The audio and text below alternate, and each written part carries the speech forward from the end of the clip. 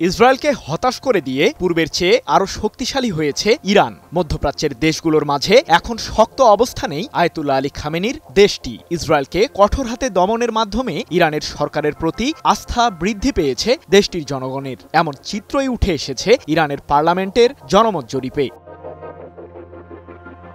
টানা 12 দিন থেকে ইসরায়েল ও যুক্তরাষ্ট্রের বিরুদ্ধে যুদ্ধের ময়দানে একাই লড়েছে ইরানের সামরিক বাহিনী। যদিও ওই যুদ্ধে শত্রুপক্ষের বিরুদ্ধে সব বাহিনীকে নামায়নি ইরান, শুধুমাত্র দেশটির সর্বোচ্চ প্রতিরক্ষা বাহিনী IRGC-কে দিয়েই ইসরায়েল ও যুক্তরাষ্ট্রকে প্রতিহত করেছে তেহরান। তবুও ইরানকে দমাতে পারেনি ইহুদিবাদীরা। উল্টো যুদ্ধবিরতিতে যেতে এক প্রকার বাধ্য হয়েছেন ইসরায়েলের প্রধানমন্ত্রী বেনিয়ামিন নেতানিয়াহু। বেশিরভাগ ইরানি বিশ্বাস করেন যে ইসরায়েলের আগ্রাসী সামরিক বাহিনীর বিরুদ্ধে সাম্প্রতিক যুদ্ধে ইরান পূর্বের চেয়ে আরও শক্তিশালী হয়েছে। ইরানের পার্লামেন্টের এক জনমত জরিপের ফলাফলে দেখা গেছে 24 জুন ইসরায়েলের বিরুদ্ধে 12 দিনের যুদ্ধ শেষ হওয়ার পর প্রায় 60% ইরানি মনে করেন যে তাদের দেশ আঞ্চলিকভাবে আগের চেয়ে আরও ভালো অবস্থান অর্জন করেছে। 7 জুলাই এক প্রতিবেদনে বিষয়টি নিশ্চিত করেছে মধ্যপ্রাচ্য ভিত্তিক সংবাদ মাধ্যম মেহের নিউজ এজেন্সি।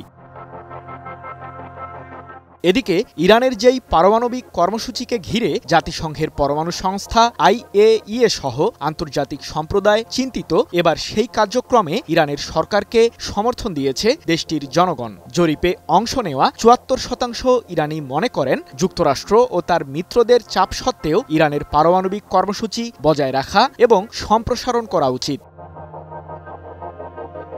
ইহুদিবাদীদের বিরুদ্ধে সাম্প্রতিক যুদ্ধে ইসরায়েলের তুলনায় সামরিকভাবে শক্তিশালী অবস্থানে ছিল ইরান। দেশটির 61% জনগণই এমন মত পোষণ করেছেন। যদিও 20% ইরানি বিশ্বাস করেন টানা 12 দিনের ওই যুদ্ধে ইসরায়েল ও ইরান উভয় পক্ষই ভারসাম্যপূর্ণ অবস্থানে ছিল।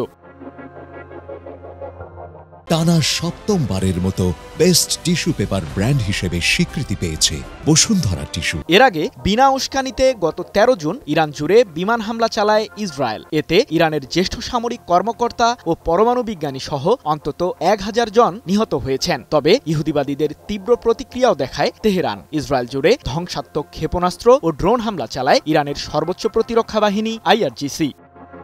সৃজন মাহমুদ, নিউজ 24।